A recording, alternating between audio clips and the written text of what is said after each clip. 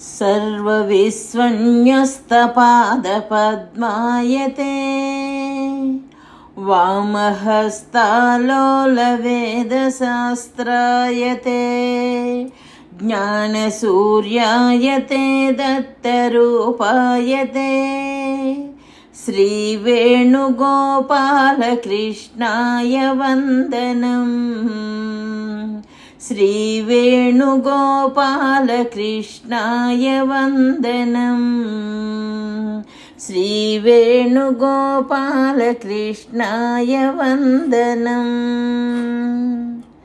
శ్రీ దత్తస్వామి వారి దివ్య సందేశము.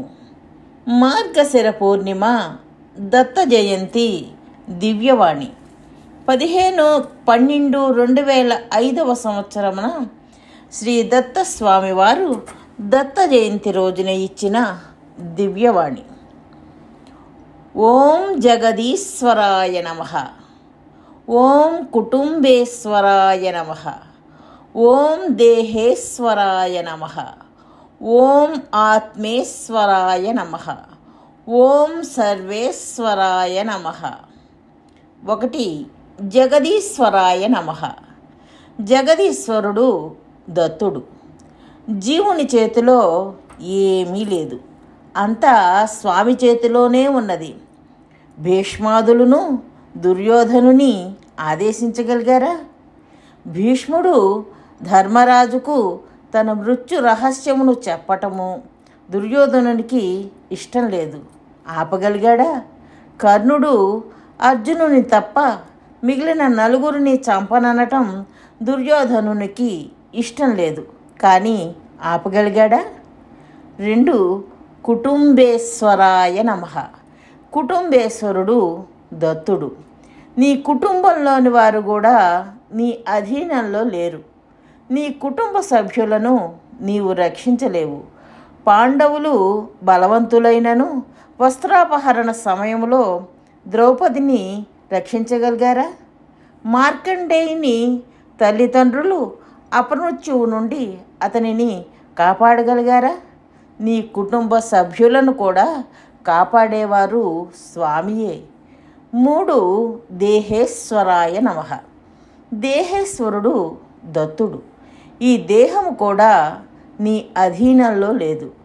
శ్వాస నీ అధీనంలో ఉన్నదా? గుండె నీ అధీనంలో ఉందా? 4. ఆత్మేశ్వరాయ నమః.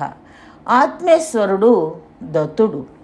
ఆత్మ కూడా భగవంతుని చేతిలోనే ఉన్నది, కనుక నీ చేతిలో ఏమీ లేదు. 5. సర్వేశ్వరాయ నమః. సర్వేశ్వరుడు దత్తుడు, కనుక స్వామి సర్వేశ్వరుడు అని తెలుసుకుని ప్రతిరోజు ఈ భావనతో ఈ 5 నామాలు జపించండి. సూచన: ఆధ్యాత్మిక జ్ఞాన ప్రచారము చేయడము భగవంతుడికి అమితమైన ఆనందాన్ని కలిగిస్తుందని శ్రీకృష్ణ పరమాత్మ శ్రీమద్భగవద్గీతలో చెప్పియున్నారు. అందుకే జ్ఞానయజ్ఞేన తేనాహం అని గీతలో అన్నారు.